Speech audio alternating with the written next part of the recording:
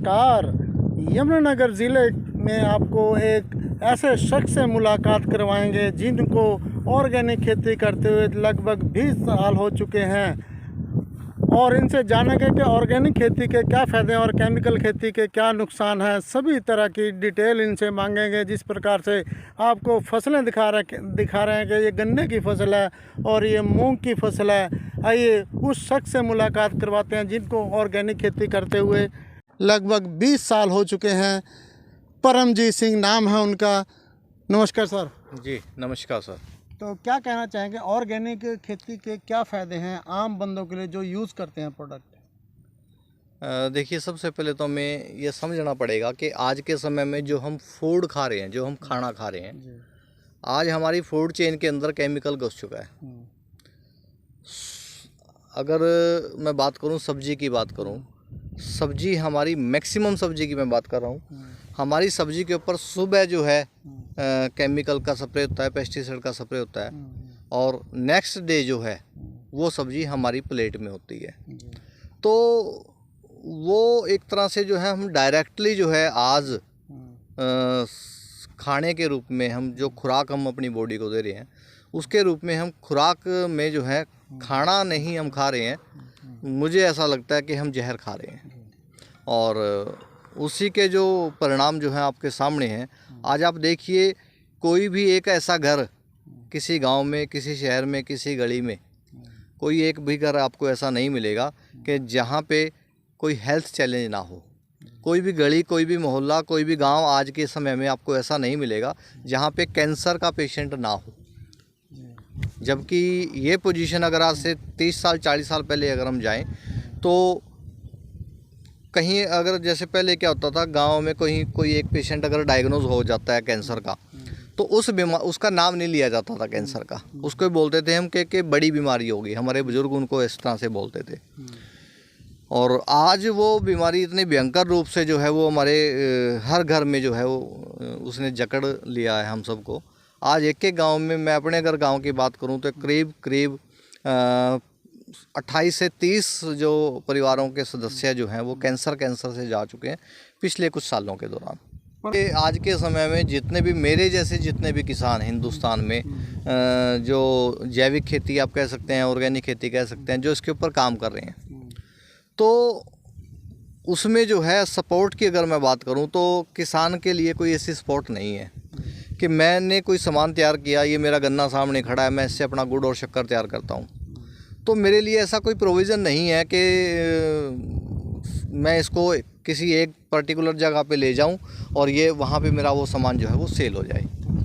हालांकि मेरे जो खेत भी जो हैं आज की डेट में वो पीजीएस से सर्टिफाइड हैं, ऑर्गेनिक सर्टिफाइड मेरे खेत हैं। लेकिन उसके बावजूद भी, और मेरे जैसे बहुत सारे किसान हैं, लेकिन उसके बावजूद भी ऐसा कोई मॉडल कोई नहीं है सरकार के पास आज तक की डेट में भी कि जहाँ पे किसान अपना सामान वहाँ लेके जाए और वो उसको साथ के साथ वहाँ पे सेल हो जाए। चलिए, देख सकते हैं आप कि सरकार बढ़ावा तो देती है ऑर्गेनिक खेती करने का, ऑर्गेनिक फसलें लगाने का लगातार प्रचार प्रसार करती है, लेकिन किस सरकार के पास ऐसा कोई प्रावधान नहीं है जो ऑर्गेनिक खेती की जो फसल है मंडी में बेच सके, और ना ही कोई किसानों को प्रोत्साहन करती है कि ऑर्गेनिक खेती करिए और हम खरीदेंगे, इस रेट में खरीदेंगे, लेकिन उस रेट का भी कोई पता नहीं। आप देख सकते हैं कि किस प्रकार से ऑर्गेनिक खेती करने वाला, मानवता के लिए ऑर्गेनिक खेती करने वाला, बीमारियों से बचाने वाले किसान जिस प्रकार से ऑर्गेनिक खेती को बढ़ावा दे रहे हैं।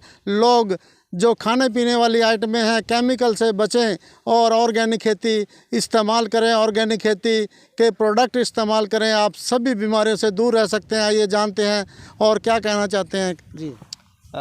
ये जो मेरा खेत है आप इसमें देख रहे हैं, ये मूंग का खेत है। ये मूंग मैंने इस बार बीजी है और ये मैंने देसी सीड जो है ये मैंने अवेलेबल कराया है इस बार।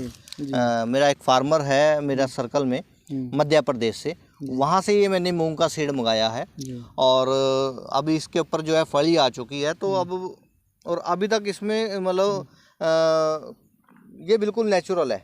इसके अंदर कोई मैंने जैविक भी जो है कोई मटेरियल इसमें नहीं डाला है।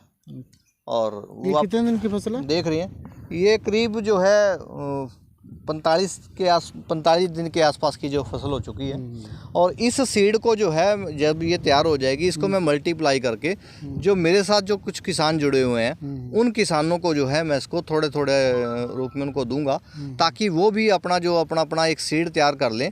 और नेक्स्ट ईयर जो है हम एक अच्छे लेवल पे जो है ये देसी मूंग जो है हमारे घरों को ये मिल सकती है इसके रूप में। और ये गन्ने का खेत है, ये मेरा गन्ने का खेत है। और पिछले करीब प्रॉपर 4 साल से इस खेत के अंदर एक सिंगल ड्रॉप भी कोई पेस्टिसाइड की या इंसेक्टिसाइड की मैंने यूज़ नहीं की है।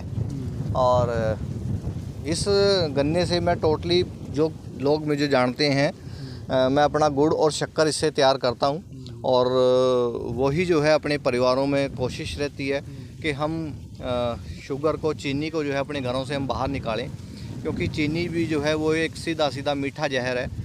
और हम गुड़ और शक्कर पे जो है हम अपने परिवारों को साथ में गुड़ और जोड़ें। शक्कर कैसे तैयार करते हैं गन्ने की फसल के बाद? मतलब कोई मशीनें लगा रखी हैं? नहीं, मशीन मैंने नहीं लगाई हुई है। मैं अपना गन्ना यहाँ से अभी ये एक देख रहे हैं आप, ट्रॉली है जो, अभी इससे मैं गन्ना छिलवाऊंगा।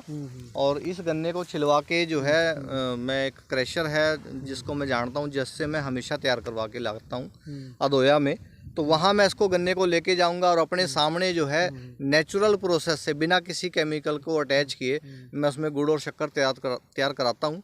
और फिर उसको अपने घर पे लाके फिर अपने लेवल पे जो है मैं उसकी मार्केट करता हूँ, उसको मैं सेल करने की कोशिश। परमजीत जी, क्या कहना चाहेंगे कि जिस प्रकार से ऑर्गेनिक खेती है और एक तरफ केमिकल खेती है, वही फसल आपने एक किले में एक फसल लगाई, सपोज गेहूं लगाई या गन्ना लगाया, और वही फसल आपने केमिकल की लगाई, तो उसमें कितना डिफरेंस रहता है प्रोडक्शन में? देखिए, क्योंकि मेरा एक्सपीरियंस जो है वो काफ़ी लंबा मेरा अनुभव हो चुका है। करीब मुझे 20 साल हो गए मुझे इस फील्ड के ऊपर काम करते हुए। इस सोयल को बचाने के लिए मैं मुहिम इसके ऊपर काम कर रहा हूँ। तो शुरुआत जब मैंने की थी, मेरी शुरुआत जो हुई थी, डॉक्टर BR कंबोज हैं, जो आज के समय में हरियाणा कृषि विश्वविद्यालय के जो है वाइस चांसलर हैं, VC हैं, डॉक्टर BR कंबोज। उन्होंने मुझे जो है वर्मी कंपोस्ट की एक यूनिट मुझे शुरू कराई थी, और तब से मैं जो है इस तरफ मैं कन्वर्ट हुआ था।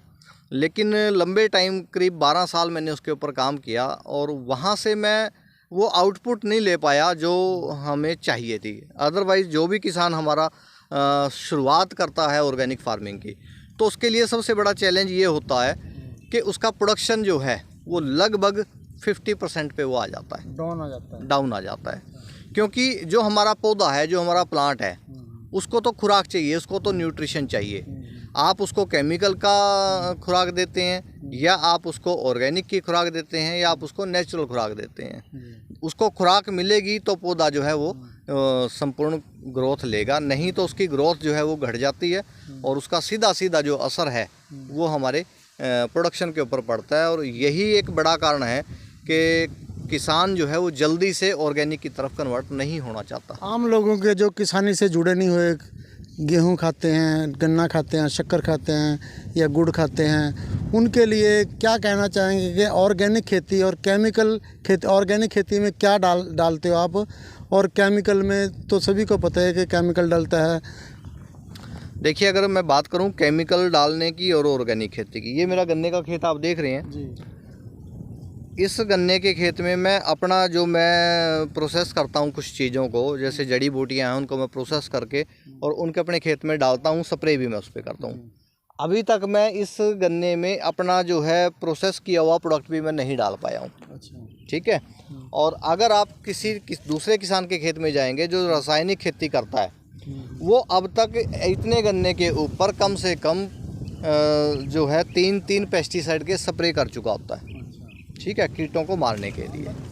और लेकिन मैंने कोई भी ऐसा प्रोसेस अभी तक इस पर नहीं किया है। और अब जो है एक स्प्रे, अब मैं इस पर अपने स्प्रे निकालूंगा जो मैंने अपना जड़ी बूटियों से जो प्रोसेस तैयार किया हुआ, अब मैं इसके ऊपर वो स्प्रे दूंगा और उसी के रूप में मैं जिसको इसको खुराक भी दूंगा। और फिर जो है जब इससे जो प्रोडक्ट निकल के आता है, मान लो इससे जो गुड़ और शक्कर तैयार होता है, जब हम उसको टेस्ट करते हैं, जो उपभोक्ता है, जो कंज्यूमर जो है, वो कैसे ये पता लगाए कि ये वाकई में ऑर्गेनिक है या नहीं है। ये केमिकल से रहित है या नहीं है। तो उसका पता लगाने का एक बड़ा सीधा सा फार्मूला है कि जब आप मेरे द्वारा तैयार किया हुआ गुड़ या शक्कर अगर जब भी आप खाएंगे तो उसका जो टेस्ट है वो आपको साथ के साथ बता देगा कि हाँ वाकई में इसमें फ़र्क है या नहीं। मार्केट से जो भी आप चीज़ खाओगे उसके और मेरे प्रोडक्ट के या मेरे जैसे जो किसान भाई जो तैयार कर रहे हैं उस प्रोडक्ट को जब आप खाओगे तो वो ज़मीन आसमान का डिफरेंस जो है वो आपको नज़र आएगा और उसका टेस्ट लंबे समय तक आपके मुंह में जो है वो रहेगा। अंत में सरकार से आप क्या गुहार लगाना चाहेंगे, सरकार आपके लिए क्या करे? देखिए, सरकार अगर वाकई में इसके ऊपर कुछ करना चाहती है तो सरकार से क्या गुहार लगाना चाहेंगे, आपके लिए क्या करे किसानों के लिए जो ऑर्गेनिक खेती करते हैं? देखिए, किसान अगर वाकई में इस धरती को बचाना अगर चाहती है तो इसके ऊपर हमें ईमानदारी से काम करना पड़ेगा और वो तब हो सकता है किसान जो है तभी जैविक खेती की तरफ मुड़ेगा जब उसका जो प्रोडक्ट है वो उसको उसके जो दाम हैं वो उचित उसको मिलेंगे। तो बाकी बहुत सारी चीज़ें सरकार कर रही है कि देसी गाय के ऊपर हम सब्सिडी दे रहे हैं, शून्य बजट फार्मिंग के ऊपर आप लोग काम करो। काम करने के लिए बहुत से लोग तैयार हैं, लेकिन जब मैंने अपना गन्ने से गुड़ और शक्कर तैयार कर लिया और अगर वो मुझे बेचना भी मुझे ही खुद पड़ेगा तो फिर उसमें उस सब्सिडी का और उन सारी चीज़ों का कोई औचित्य उसमें नहीं रह जाता, क्योंकि किसान जो है वो इतना सक्षम नहीं है कि वो 2-2 किलो 4-4 किलो 5-5 किलो प्रोडक्ट अपना बेचेगा और उस पैसे को वो पैसा उसके किसी भी कायम जो है काम में उसके नहीं आता, ना ही उसके वो लायक रहता है। किसान को तो तभी फ़ायदा है जब मेरी गेहूँ अगर मैंने गेहूँ पैदा की है 18 क्विंटल 15 क्विंटल और मेरी मंडी में गई, मुझे उसके उचित दाम जो मिले और ताकि वो पैसा मुझे सीधा सीधा मेरे घर में आ गया, तो तभी किसान जो है इसकी तरफ आगे बढ़ सकता है। अदरवाइज़ बहुत मुश्किल है, बहुत टफ है।